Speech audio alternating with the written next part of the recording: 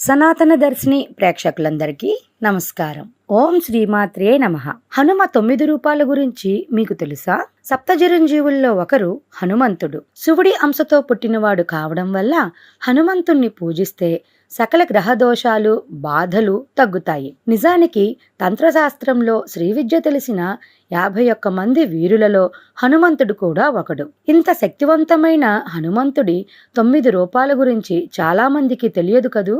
అవేంటో మనం ఈ వీడియోలో తెలుసుకుందాం. ప్రసన్నాంజనేయ స్వామి. రామరావణ యుద్ధంలో కోపోద్రిక్తుడై ఉన్న హనుమంతుడు ప్రసన్నాంజనేయ రూపంలో ఉంటాడట.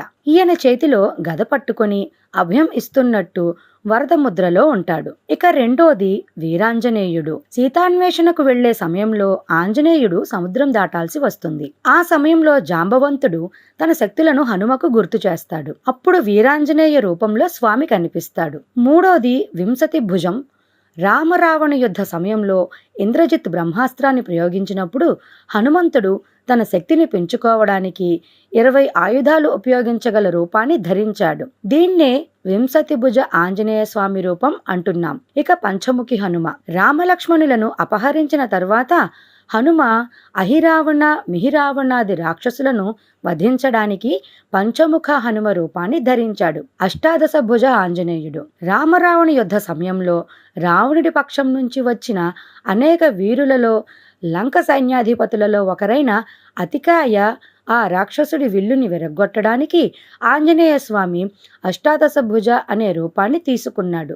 సువర్చలాపతి. హనుమంతుడు లక్ష్మణుడి ప్రాణాలను కాపాడడానికి సంజీవనిని తీసుకురావడం కోసం మేరు పర్వతాన్ని చేరుకుంటాడు. ఆ తర్వాత మేరు పర్వతంలో ఒక భాగాన్ని పెకిలించి తీసుకువస్తున్నప్పుడు సువర్చలపతి రూపాన్ని కూడా తీసుకున్నాడు. ఇక చతుర్భుజ ఆంజనేయుడు.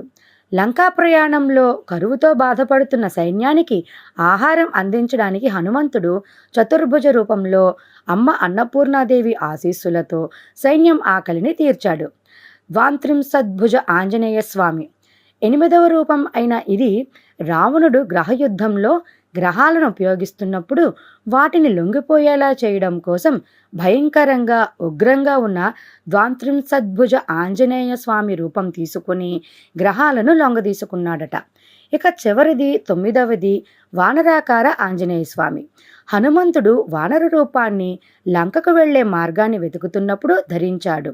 హనుమంతుడు వానరుడైనా ఆయన రూపం విశిష్టం. ఇతర వానరులకు విభిన్నంగా మానుష్య రూపంలో వానరు రూపం కలిసిపోయి ఉంటుంది. ఇలా హనుమ వివిధ సందర్భాలలో 9 రూపాలను ధరించినట్లు మనకు రామాయణం చెబుతోంది. ఇలాంటి మరిన్ని ధార్మిక విషయాల గురించి తెలుసుకోవడానికి మన ఛానల్ను లైక్ చేయండి, షేర్ చేయండి, సబ్స్క్రైబ్ చేయండి.